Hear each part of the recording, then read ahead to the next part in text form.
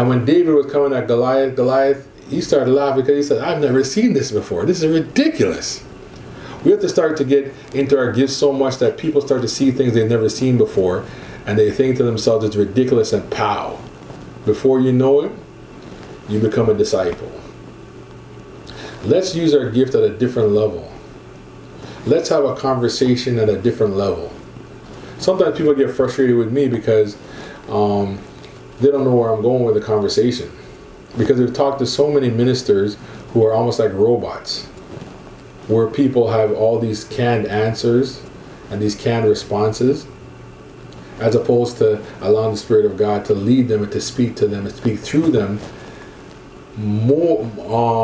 speak through them from the perspective of who they are as a person. My personality matters. Your personality matters. God has given you your personality so you can express Him through your personality.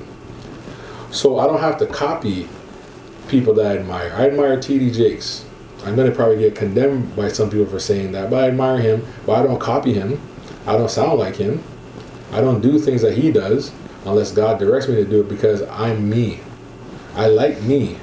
And I'm trying to understand who I am better and to become more effective as it relates to who I am, because I have to be, but I'm not trying to be somebody else. You can always be a great original, but you can never be a great copy. If you copy somebody, there's no power in that. Before I close off in this, I want to say that there are a couple things that I do have to mention. Just because you have a purpose and just because you're gifted doesn't mean that you're ready.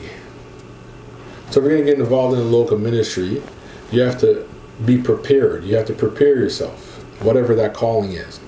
First and foremost, you have to prepare yourself in prayer, prepare yourself in the Word, because you have to have a good relationship with God if you're going to use your purpose, because people and life will frustrate you. Secondly, you have to practice the thing that you're gifted in doing. You have to do it over and over again and get better at it and study it and learn from others who are doing it better than you, and expand your mind and get educated and to grow in your purpose. Because it's in that growth that you really, really become charged up to change people's lives. And then lastly, you have to have a patience. Because even though you do something, innovative at church, it doesn't really mean it's going to be recognized. It doesn't really mean it's going to be effective either.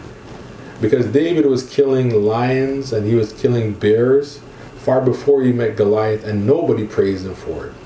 Nobody even recognized it. But David understood that if God is putting this gift on the inside of me and I'm utilizing this technology that's on the inside of me, then there's going to come a day where people are going to need this ability.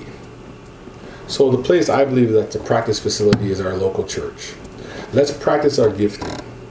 Let's practice our public speaking. Let's practice our writing. Let's practice our praying.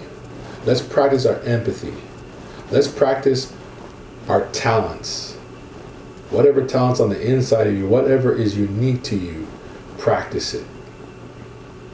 Practice it. Practice it. Practice it.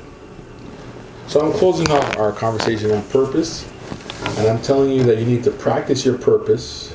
You need to be patient with your purpose. And you need to trust God to see God do something great in your life. So I hope that this time has been great for you. Over the last 3 weeks, we've been talking about purpose. For those of you who've been on our phone line, we've talked about it an additional 3 weeks, so it's been 6 weeks we've been talking about purpose. And I'm hoping that has been a blessing to you, that's been helpful to you. I hope that you'll kind of review them. But the primary assignment in terms of finding your purpose is in this video. You have to write down what you're good at.